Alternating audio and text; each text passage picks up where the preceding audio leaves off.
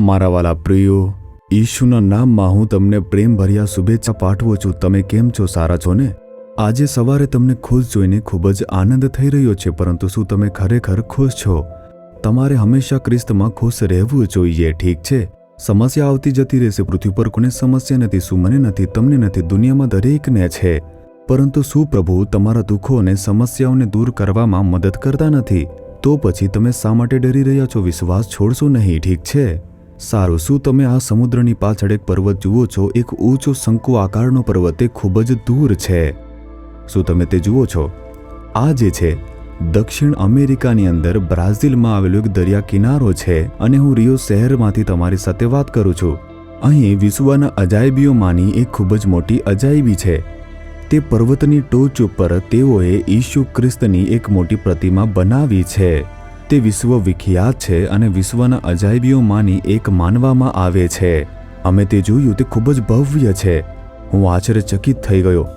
Stage પોતે 30 ફૂટ ઊંચો છે. તેની ટોચ ઉપર પ્રતિમા 95 ફૂટ ઊંચી છે. કુલ માળખું તે લગભગ 120 ફૂટ જેટલી ઊંચી પ્રતિમા છે. તે આ શહેરના સૌથી ઊંચા પર્વત ઉપર બનાવવામાં આવ્યું છે. તેઓએ આ ક્યારે કર્યું જાણો છો? 100 વર્ષ પહેલા આ કર્યું હતું. તેઓએ તેને બનાવ્યાને 95 વર્ષથી પણ વધુ સમય હવે થઈ ગયો છે. શું તે અદ્ભુત નથી? ખૂબ જ જબરદસ્ત. હું ખરેખર તે જોઈને આશ્ચર્યચકિત થઈ ગયો.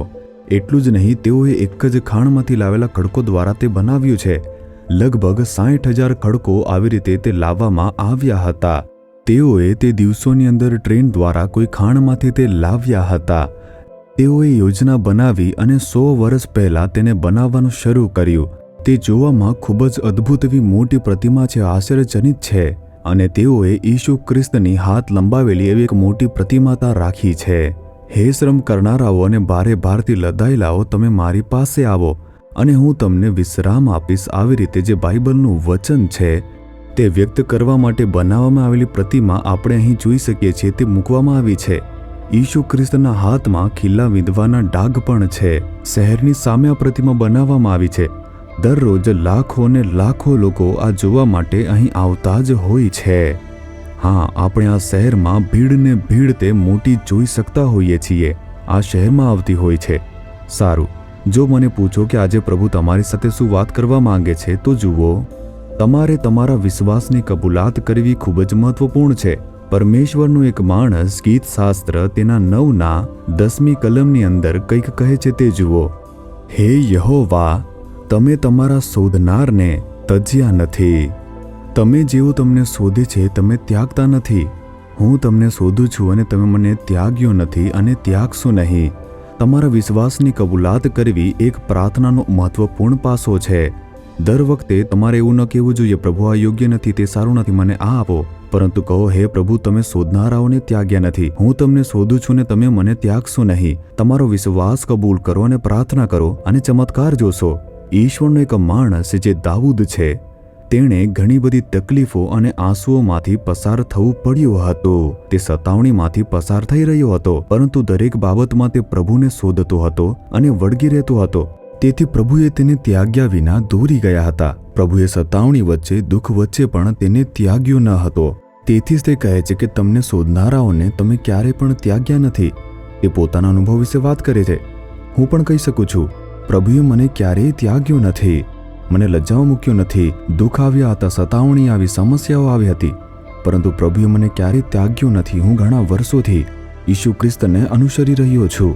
તેમણે મને ક્યારેય ત્યાગ્યો નહીં.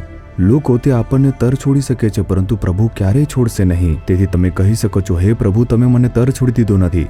ક્યારેય એવું ન કહો કે પ્રભુએ તમને તર છોડી દીધા છે. આ એક ખૂબ જ ખોટી કબૂલાત છે.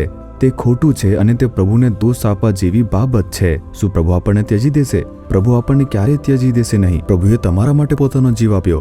શું તે તમને ત્યજી દેશે? ક્યારેક એવું લાગશે કે તેમણે ત્યજી દીધા છે, પણ વાસ્તવમાં ત્યજી દેશે નહીં. તમે આજે ત્યજી દેવાયેલી સ્થિતિમાં છો એવું લાગશે. તમે વિચારો છો કે પ્રભુએ તમને ત્યજી દીધા છે, પણ વાસ્તવમાં પ્રભુએ ત્યજી દીધા નથી. તે તમારા વિશે ખૂબ જ સભાન છે. તમારા જીવનમાં એક અદ્ભુત ચમત્કાર થવાનો છે. તમે આજે પણ એક અદ્ભુત પરિવર્તન જોવાના છો. પ્રભુ કહે છે, મેં તને ત્યજી દીધા નથી મારા દીકરા, મારી દીકરી. હું કેવળ તમારી સાથે છું. પ્રભુ આજે પણ તે કહે છે અને તે ચમત્કાર કરશે.